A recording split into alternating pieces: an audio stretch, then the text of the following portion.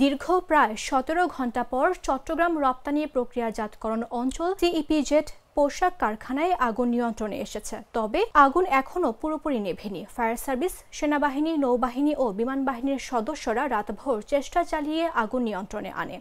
শুক্রবার সকাল ৭টা ২৫ মিনিটে আগুন নিয়ন্ত্রণে আসে বলে জানিয়েছে ফায়ার সার্ভিস। এ ঘটনায় ফায়ার সার্ভিস ও ইপিজেড কর্তৃপক্ষ পৃথক দুটি তদন্ত কমিটি গঠন করেছে। ফায়ার সার্ভিসের পরিচালক তাজুল ইসলাম ইপিজেড কর্তৃপক্ষকে ধন্যবাদ জানিয়ে বলেন, দ্রুত সবাইকে বের করে নেওয়ার জন্য কৃতজ্ঞতা প্রকাশ করছে।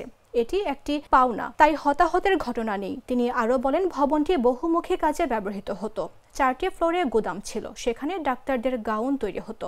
দাহ্য পদার্থ পুড়তে সময় লেগেছে। ভবনটি দুদিকে খোলা, পাশের ভবন ছিল খুবই কাছে, তাই আমাদের বেগ পেতে হয়েছে। ভবনটি কোড মেনে করা হয়নি, তাই ফায়ার ফাইটাররা পৌঁছাতে পারেননি।